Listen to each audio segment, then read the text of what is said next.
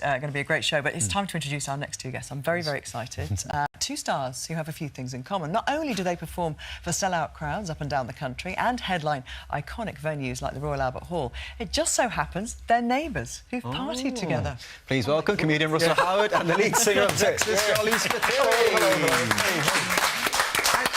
Thank you both for joining us. Come on then, Russell, spill the beans. Is Sharleen a good neighbour?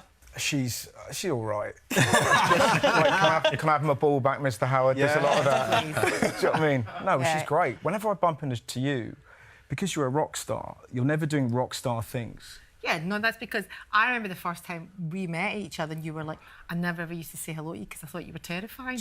And I was like, what do you mean?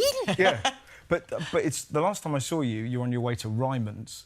Yeah, I was going to get. You and your husband were ridiculously giddy. Because you were getting a spreadsheet. That's what it was. I just can't imagine any other rock star. I can't imagine Mick Jagger. You got any post-it notes? There was something so funny about bumping into like the lead singer from Texas. And you were getting Sharpie pens. Yeah. I love a good Sharpie. I know you do. Who doesn't? Who doesn't? Who doesn't? I don't know whether you go to each other's gigs or not, because you're playing the Palladium this weekend, not far from where you live, of course. Would you be getting along? Actually, I'm here this weekend. Come along. I will come. I will. I'd love to come. You love it, don't you, the Palladium? Oh, the gig, it's the best, yeah. Why? I get to walk there, and that's great. And then just London crowds, there's just an energy to performing in this sort of capital. Do you know what I mean? You get a lot of grunty laughs, I find. Do you know what I mean? That's when you know a gig's going well. Yeah. If you hear a woman because she doesn't want to make that noise. That will be me. But you know what I mean? It's like every woman's got a true laugh inside her, but when they start grunting and the face comes like that. And then you can walk home together. Yeah, we can. We'll do that. Yeah, that is. Driving a lift. That is interesting though, because you mentioned kind of like the London audience, because you're taking the tour global, aren't you? We're going to America, Australia, Asia. I mean, it's going to be huge. But what I want to know, the jokes, do they work like whatever continent that you're in? No, I changed them. So, like, I was in Lisbon the other day, and there's just no point just doing an English act. I was like, so I got there a day early and was chatting away, and I was talking to this lady backstage of the gig, and she said that the way that Portuguese people describe attractive women, they say she's got too much sand in the truck. So I was like, so instantly my brain was like, well, this is fantastic. It's like, what is the maddest way of describing beauty? Of like, oh, she's like a lorry full of mud.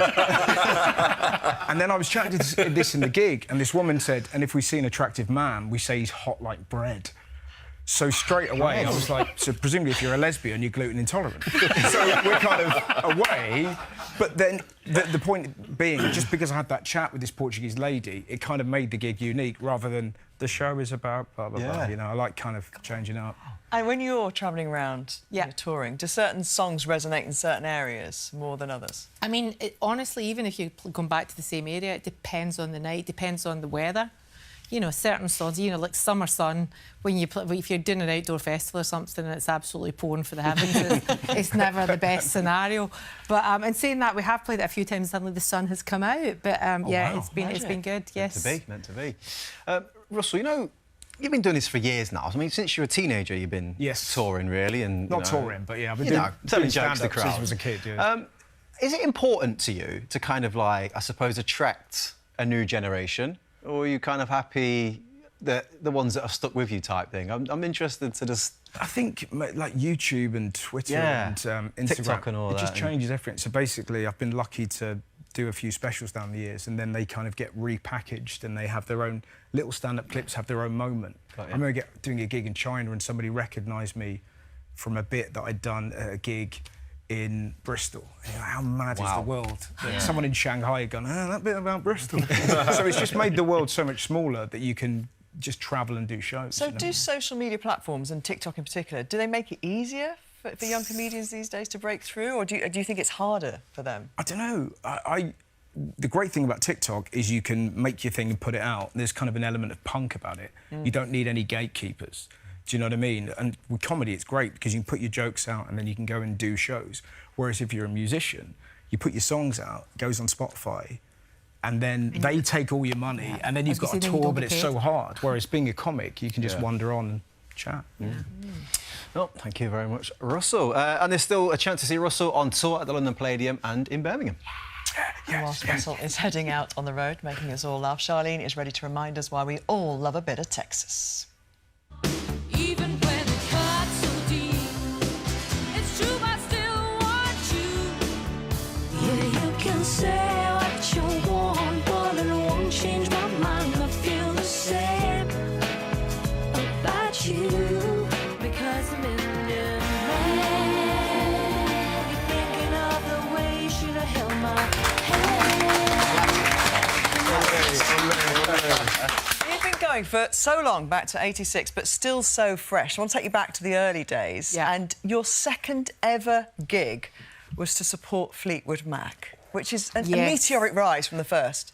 Back in the days when a band got Top of the Pops, suddenly you had to just go and do Top of the Pops. So the band that were opening up for Fleetwood Mac got Top of the Pops, and we get called in. We'd literally played the night before, a couple of nights before, Dundee University, the bar, not even the main hall. The stage was about this high, and suddenly we were on a stage in Edinburgh Playhouse, opening up for Fleetwood Mac, which was absolutely And extraordinary. you loved them as a band. I'm a massive Fleetwood Mac fan, so yeah, it was quite special. That's some rise, that. Yeah. Now, you've got a new single and album out, Yes. the best of over 30 years album, which is incredible.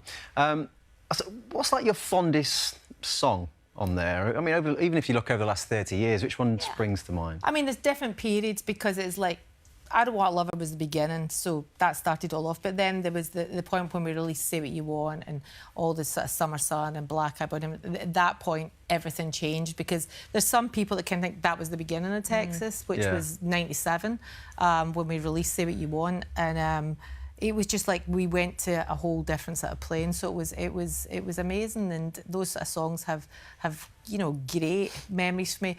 But you know, now the fact that we're still releasing singles, you know, we've got the new single out that we just went off to Alabama to record with Spooner Oldham, Keep On Talking, which is a Northern Soul classic.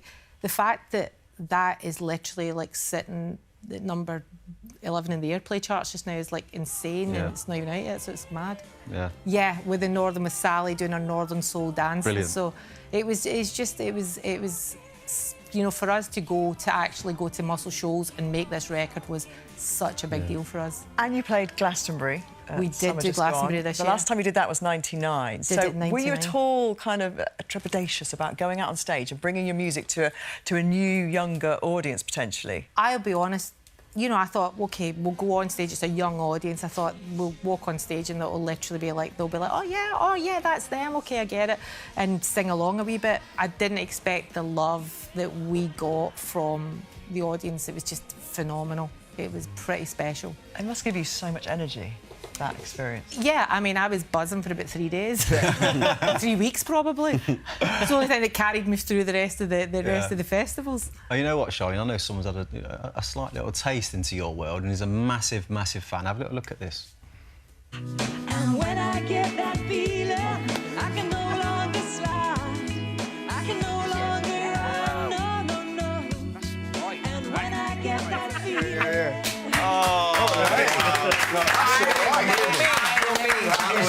So that was Stars in Your Eyes, as you can see. Gabby, what was it like stepping out as Sharleen? Oh, I was Great job, by the so way. delighted, because when you do that show, they give you a few different options. And when they mentioned Sharleen, I was like, she's so cool. I'd love to pretend to be a cool person for a day. and I got to wear, like, the suit and the wig, obviously, which they caused me a little bit of problem, turning me into a dark-haired person. But you were so sweet, because I had never met you, and you sent me roses afterwards to say... Yeah, because I did a run round of the kitchen when you came on the telly. I thought there was something doing there. I was like, so sharp. Well, that's a strange thing to shout out loud. Yeah, exactly. It's like 20 years every time the song comes on. My husband goes, "Sing it, Gavin, sing it." That's it. Sing No, it, you just do Gavin. it. Is that your karaoke song of choice? Absolutely. You're not nailed allowed it. to do karaoke, are you? No, anymore? my sister banned me. My sister banned me and my brother-in-law, who's the guitar player in Texas, because my sister loves karaoke and she's, you're not allowed to do it, you're professionals. Which I'm like, that's rubbish. Yeah, my sister Corey, and she's like, no, I'm not having that. Wow, harsh, tough school. Oh, what's the point of having a singer in the family? Exactly that.